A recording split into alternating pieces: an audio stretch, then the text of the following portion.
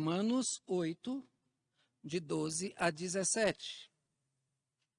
Assim, pois, irmãos, somos devedores não à carne, como se constrangidos a viver segundo a carne. Porque se viverdes segundo a carne, caminhais para a morte.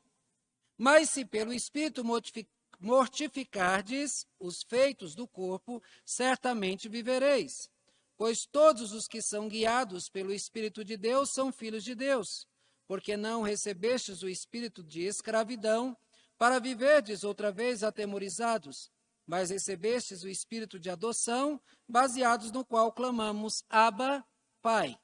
O próprio Espírito testifica com o nosso espírito que somos filhos de Deus. Ora, se somos filhos, somos também herdeiros, herdeiros de Deus e co-herdeiros com Cristo. Se com ele sofremos, também com ele seremos glorificados. Feche seus olhos. Senhor Santo Deus, nesse momento onde vamos meditar na Tua palavra, pedimos, Senhor, que nos dê a alegria de receber o alimento espiritual. Nos dê, Senhor, a vontade, o desejo de nos alimentarmos da Tua palavra. Nessa noite, Pai, nós pedimos também por aqueles que estão enfermos, aqueles que estão ainda enfrentando a Covid.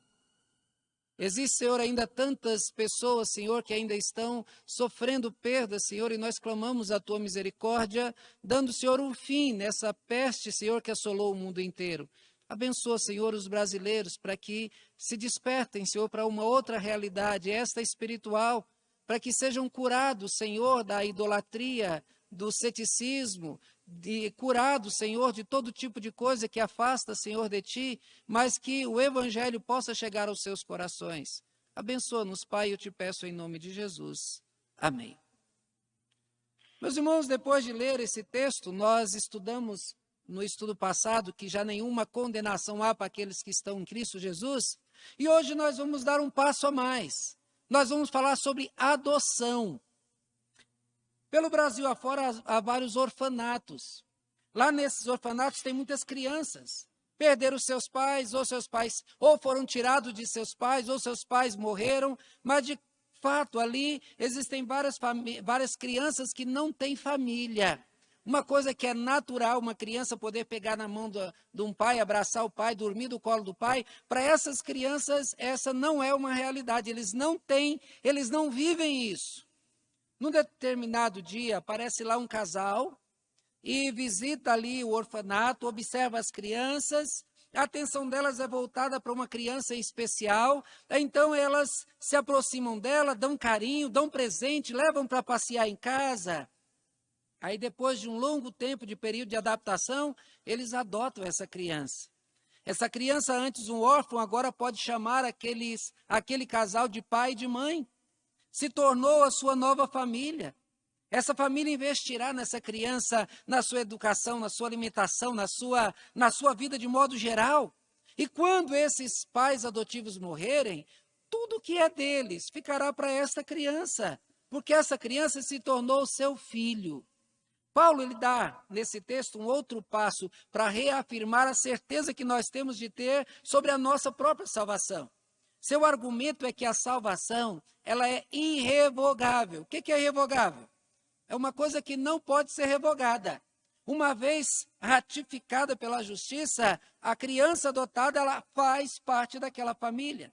Nós vimos que a salvação é irrevogada pelo fato de Deus ter enviado o seu próprio Filho para dar sua vida por pecadores. Então, nada vai fazer com que Deus decida de salvar aquele que Ele quis salvar. Jesus ele foi castigado lá na cruz. Nós fomos castigados quando Jesus deu a sua vida por nós.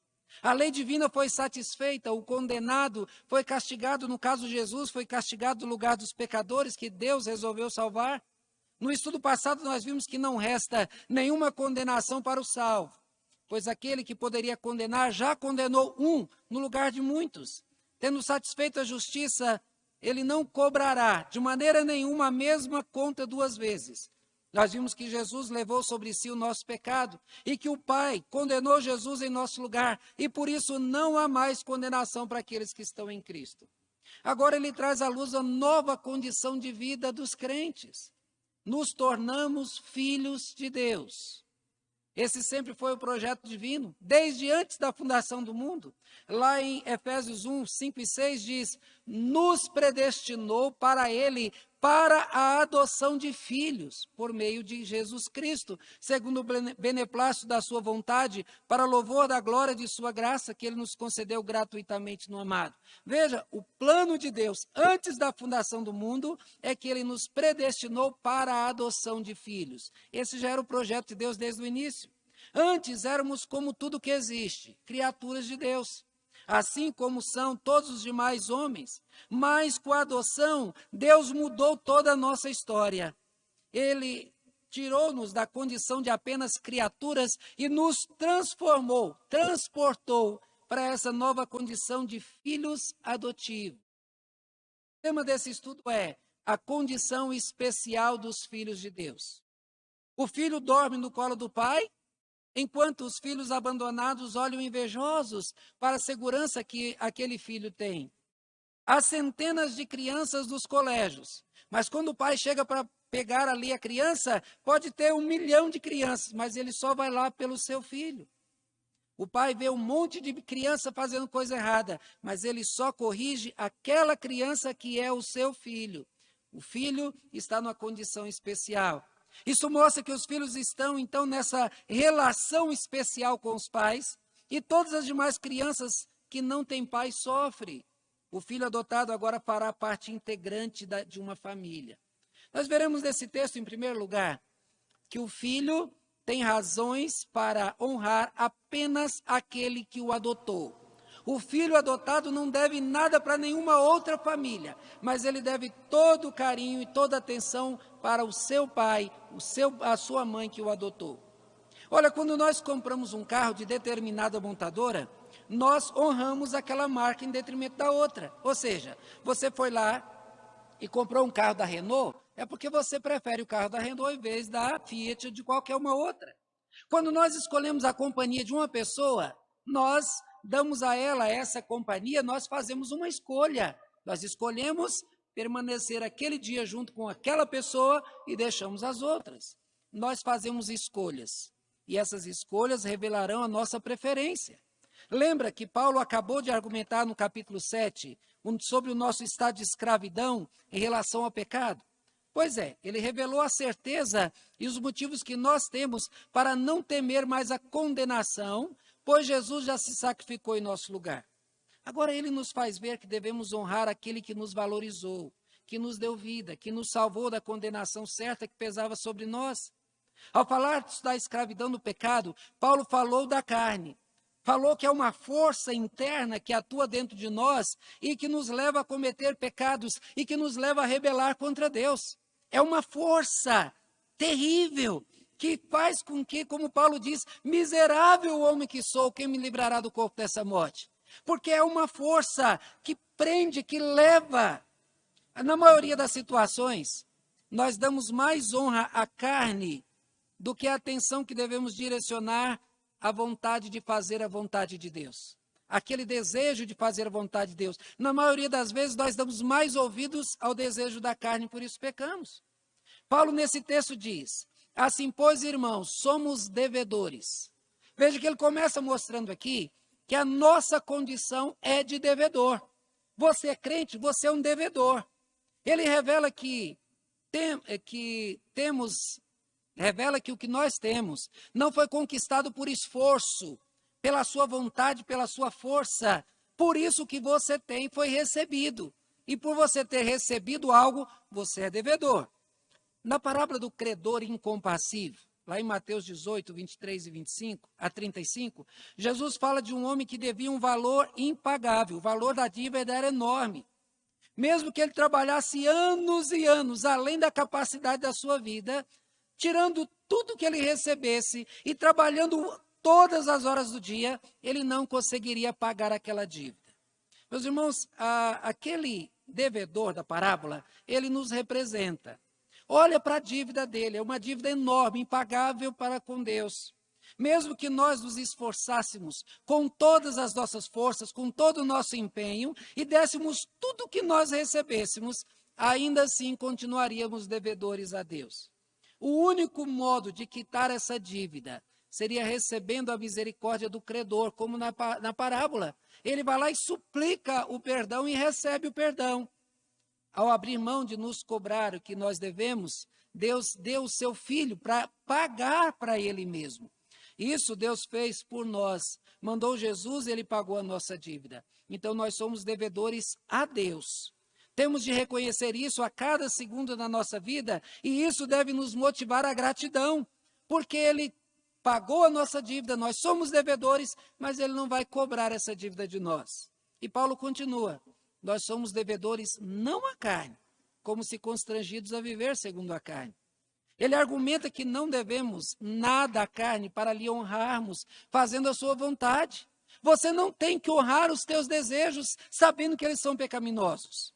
A carne representa todas as vontades impuras e pecaminosas. Ceder aos seus impulsos seria honrá-la. Devemos desonrar a carne. Devemos ignorar a sua vontade. Como a Bíblia diz, devemos matá-la. Ela não faz nada de bom para nós, pelo contrário, como Paulo diz, porque se viverdes segundo a carne, caminhais para a morte. Para que honrar a quem me faz o mal todo o tempo? Que bem a carne me trouxe no tempo que eu a honrava. Paulo responde isso lá no capítulo 6, 21, somente as coisas que agora me envergonho. As únicas coisas que a carne me dá é vergonha daquilo que eu faço quando eu obedeço.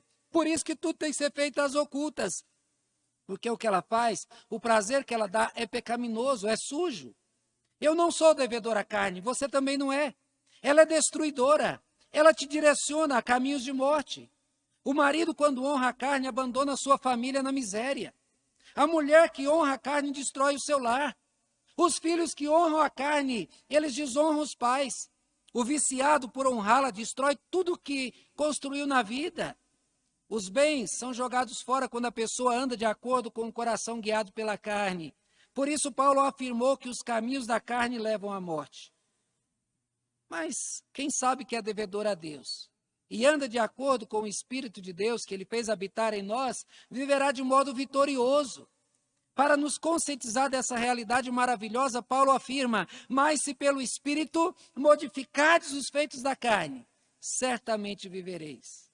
Lembra que eu afirmei que o crente não é mais escravo da carne, mas foi liberto por Cristo e agora tem a capacidade de se rebelar contra essa força maligna que atua no seu coração?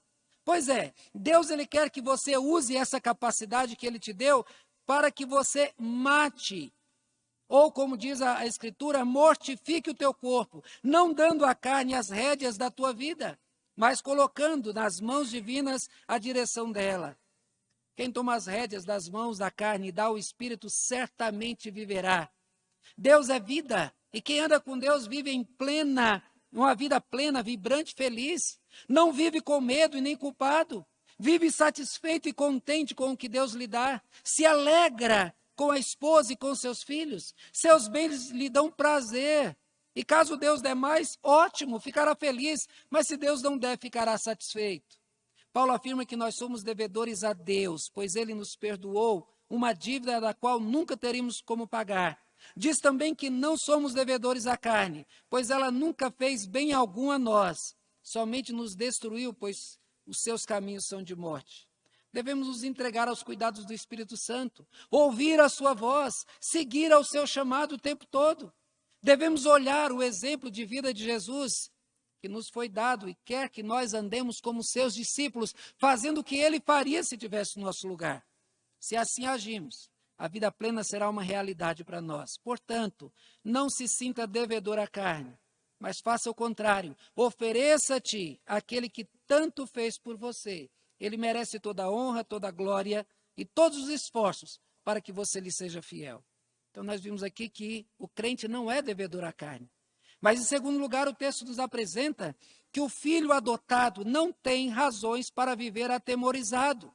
Veja, meus irmãos, eu fiz uma pergunta para o Google. Eu fiz o seguinte: um filho adotado pode ser devolvido? A resposta que o Google deu foi o seguinte, a primeira mensagem lá foi essa: a justiça brasileira não reconhece o conceito de devolução de uma criança que tenha sido adotada. A adoção é um processo irrevogável e a ideia de devolução seria equivalente ao abandono de um filho biológico. É crime. Com irrevogável, nós entendemos que esse é um processo do qual aquele que solicitou a adoção de uma criança não poderá voltar atrás da sua decisão e devolver a criança ao orfanato de onde tirou. A sua escolha foi livre. Ele escolheu adotar uma criança. Só que os problemas da paternidade, eles justificam nesses problemas de relacionamento, só que isso não justifica uma devolução. Imagine o trauma para uma criança que tenha sido adotada pelos pais biológicos, que tenha tido uma chance de ter uma nova família e agora tem que experimentar o trauma de um segundo abandono. Imagina se isso fosse possível, se isso acontecesse. Porém, nós vimos que o abandono de crianças adotadas não é incomum. Muitas crianças são tiradas dos pais solicitantes por não se encaixarem no perfil de pais, por seu comportamento desprovido de amor ou por violência contra as crianças adotadas. Acontece também de pais buscarem a devolução de crianças por não se adaptarem à nova vida. Imaginar uma criança perfeita e não levaram em conta os problemas, os custos e os traumas que até as crianças trazem da sua vida de abandono. E por não estarem preparados para as dificuldades da paternidade, desistem do seu filho adotado. Esta é uma causa de temor dos órfãos. Eles sofrem com a possibilidade de nunca serem adotados. E sofrem ainda mais com medo de, caso sejam adotados, eles possam ser devolvidos aos orfanatos de onde foram tirados. Ser adotado e depois devolvido é uma situação pior do que a de nunca ter sido adotado. Converse com crentes e você verá o medo que muitos têm de serem abandonados e perderem os privilégios que possuem como filhos de Deus. A tal perda da salvação é um monstro que ronda a mente de muitos crentes ignorantes. Ignora a decisão de Deus firme e segura de adotar. O problema é que esses nunca colocaram sua confiança em Cristo, na vontade de Deus, mas observam as fraquezas dos homens e olham somente para o seu próprio comportamento. E aí confiam sempre em si e nunca em Deus. Foi pensando nessa situação que Paulo disse: pois todos os que são guiados pelo Espírito de Deus são filhos de Deus, porque não recebestes o espírito de escravidão para viverdes outra vez atemorizados. Como eu disse, mesmo que a lei não reconheça a possibilidade de devolução, ela ainda acontece. O problema é o despreparo dos pais, a falta de planejamento para a paternidade e as dificuldades de relacionamento entre pais adotivos e filhos adotados. Paulo usa a palavra atemorizados para retratar o medo que crentes têm de voltar à sua antiga situação antes da salvação. Quem creu em Cristo nunca deveria ter esse medo, pois a salvação é um presente divino, que nunca será tomado de volta. A salvação é um dom irrevogável. Romanos 11, 29 diz: porque os dons e a vocação de Deus são irrevogáveis. Ou seja, Deus não volta atrás, Deus não revoga a sua decisão. Ele tomou a decisão, ele nunca voltará atrás. A salvação oferecida por Jesus, ela tem caráter de eterna e também incondicional. Não há nenhum texto bíblico que condicione a nossa salvação, a nossa fidelidade, ao esforço pessoal ou à capacidade de nos mantermos na condição de salvos. Pelo contrário, a Bíblia afirma, 2 Timóteo 2,13, se somos infiéis, ele permanece fiel, porque não pode negar-se a si mesmo. Para não ficarmos atemorizados, Paulo disse, porque não recebestes o espírito de escravidão para viverdes outra vez atemorizados. Jesus Cristo promete libertação a quem crer nele. Promete vida plena aos seus discípulos. Ele nos libertou da escravidão do pecado, como diz lá em Efésios 2, versículos 1 e 3, ele nos deu vida estando nós mortos dos nossos delitos e pecados, no quais andamos outrora, e aí o texto continua, ele nos tirou da lama, ele sabia quem éramos e sabe tudo aquilo que se passava em nosso coração. Cristo nos deu o espírito, não nos deu o espírito de escravidão, e não nos quer escravizados. Ele tira de nós toda a rebeldia natural que existe em nosso coração. Ele nos revela o seu amor. Ele nos constrange pelo amor e não por chicotes e não por medo. Ele quer que o sirvamos livremente e por amor, nós queremos nos entregarmos a Ele.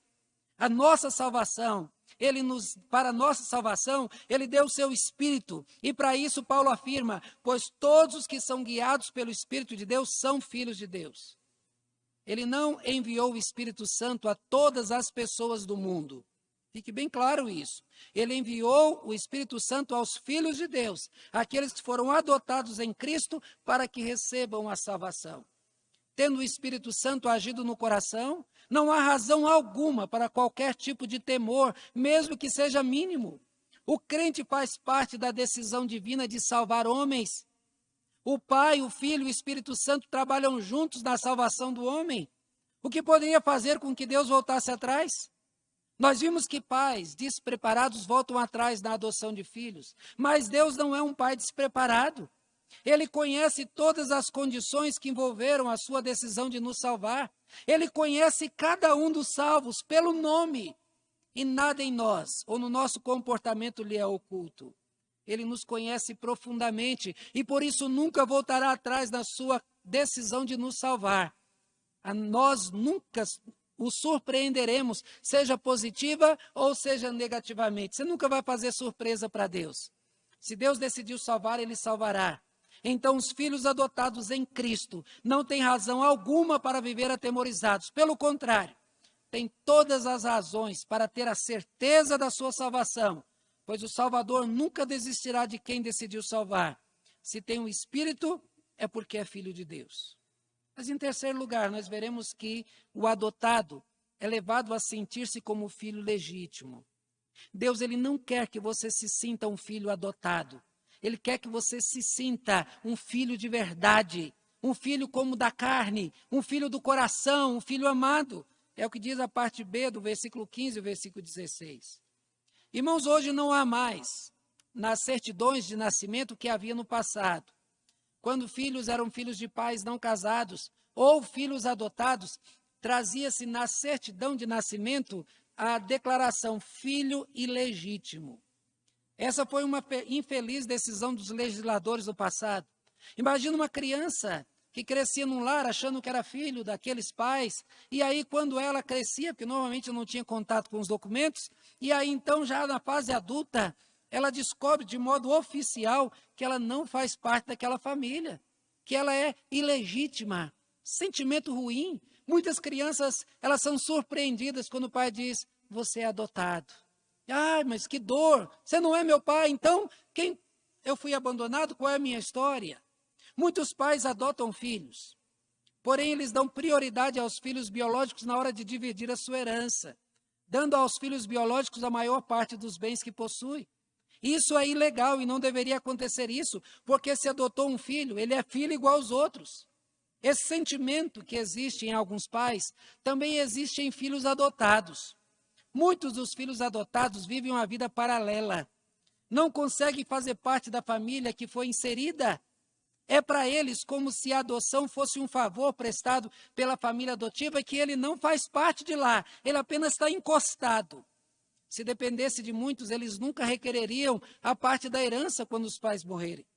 Para que esse sentimento derrotista não atrapalhe o nosso relacionamento com Deus, Paulo afirmou, mas se recebestes o espírito de adoção, recebestes o espírito de adoção, baseados no qual clamamos, Abba, Pai. Deus enviou o seu Espírito para que tenhamos ousadia de clamar com toda a força do nosso coração. Deus é o meu Pai. Ele não é pai do outro, ele é o meu Pai. Deus deu o Espírito Santo para que você tenha certeza que você é filho de Deus. Paulo usou a palavra recebestes. Ou seja, veja que Deus não somente nos adotou em Cristo, mas nos ofertou o seu Espírito para que nós possamos clamar Abba, que quer dizer meu Pai. Só para conhecimento das línguas maternas usadas aqui, Paulo usa primeiro o aramaico, Abba, e depois ele usa outra palavra que é traduzida aqui como pai, que é patrós. Na realidade, como as duas palavras não são línguas maternas, ele deveria ter repetido. O Espírito Santo age em nós para clamarmos Pai, Pai. Não precisaria repetir. Mas como ele escreve para pessoas que moravam na cidade de Roma, e muitos eram judeus, primeiro ele fala em aramaico, que é Abba, e depois ele repete no grego, que era falado para a maioria geral, que é pai de novo. Então ele repete aqui as duas línguas. Mas para a gente entender, a palavra pai no hebraico é ave, o A e o B. Igual no espanhol, o B tem som de V, fica ave. Mas quando coloca o I embaixo do ave, ele se torna um pronome possessivo. Ave quer dizer meu pai. Ave sozinho, pai. Avi quer dizer meu pai. Entenderam por que diz que o Espírito Santo age para nós clamarmos Abba? Não é só para dizer Deus é pai, mas Deus é teu pai. O Espírito age em mim para que eu tenha certeza de que eu posso abraçá-lo, que eu posso viver para ele. E quando ele torna a falar no grego, ele fala de verdade, é patrós, é pai de verdade. Paulo quis deixar claro que a intenção divina é que não somente saibamos que Deus é pai, mas que sintamos no nosso coração que ele é nosso pai e que somos seus filhos. Ele quer que nós tenhamos intimidade com ele, que tenhamos a certeza que não somente somos seus discípulos, mas que fomos feitos filhos de Deus. Filho a gente não joga fora. Discípulos deixa de ser discípulos, mas filho não. Filho mora em casa, faz parte da família. Nós fazemos parte da família de Deus. Quer que tenhamos a certeza dos seus sentimentos por nós e quer que o nosso sentimento de filhos por ele. Ele não apenas nos trouxe para a sua família, ele nos fez parte da sua família. Para que não reste dúvida sobre a intenção de agir do Espírito ao nos levar a afirmar Abba, Paulo reafirma, o próprio Espírito testifica com o nosso Espírito que somos filhos de Deus. Não é só para eu dizer que é Abba, mas é para eu sentir que ele é Pai. Deus não nos quer tímidos na sua presença.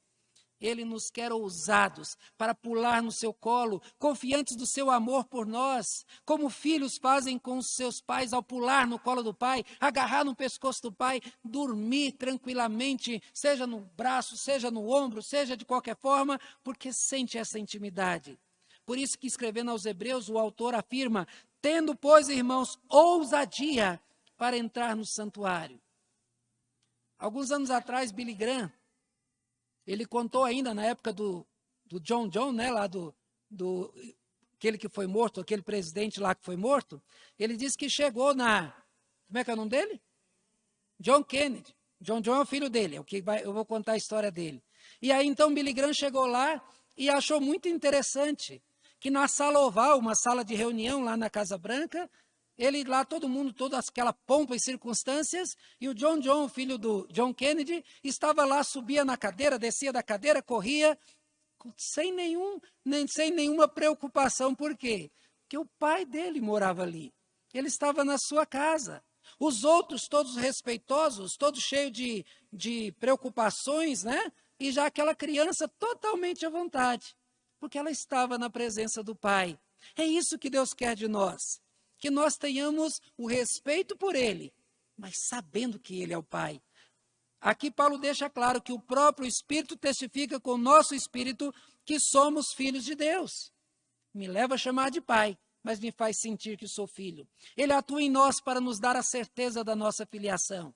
É para que tenhamos a certeza de que somos parte da família divina, e isso por decisão do próprio Pai, assegurados pelo sacrifício do Filho, completada com a ação do Espírito Santo em nós.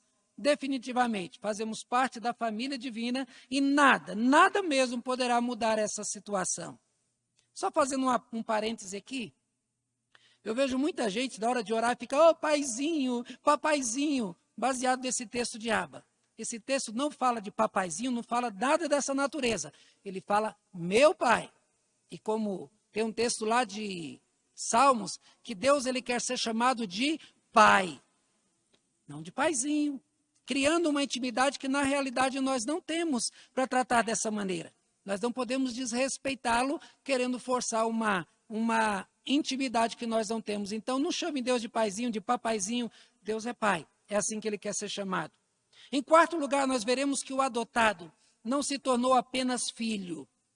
O adotado se tornou herdeiro. É o versículo 17 que diz isso. Como disse antes, é comum que filhos adotados não sintam a vontade para herdar os bens dos pais adotivos, junto com os filhos biológicos. É como se a sua condição o diminuísse, lhe desqualificasse como parte dos herdeiros.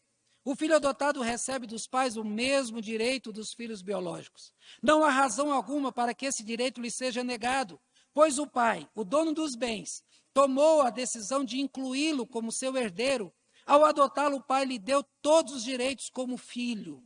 Paulo argumenta sobre essa nossa condição, mostrando que uma vez feitos filhos de Deus, ninguém e nenhuma situação poderá mudar a nossa condição de filhos e herdeiros de Deus. Ele disse, ora, se somos filhos, somos também herdeiros. Paulo já argumentou que o Espírito Santo age em nós para que não tenhamos dúvidas de que fomos feitos filhos de Deus. Deus não quer que nos sintamos inferiores. Ele quer que nós tenhamos a certeza da nossa filiação. Mas nesse texto, Paulo afirma que nossa condição de adotados em Cristo nos faz herdeiros de Deus. Pare para pensar nessa realidade. Deus é o criador de tudo e dono de tudo que existe, seja no mundo material ou no mundo espiritual. Toda esta riqueza que pertence a Deus também pertence a você. Eu sou rico, você é rico. Ninguém tem mais do que os crentes, porque tudo que há no mundo pertence a Deus, e tudo que existe e pertence a Deus, o texto está dizendo que também é nosso, porque nós somos herdeiros de tudo que possui. Nós somos ricos. Veja que essa afirmação de Paulo vem coroar o seu argumento a respeito do nosso estado final com Deus. Primeiro, ele acabou de falar no capítulo 7 que somos escravos do pecado, que há uma lei dentro de nós que nos impulsiona para o pecado.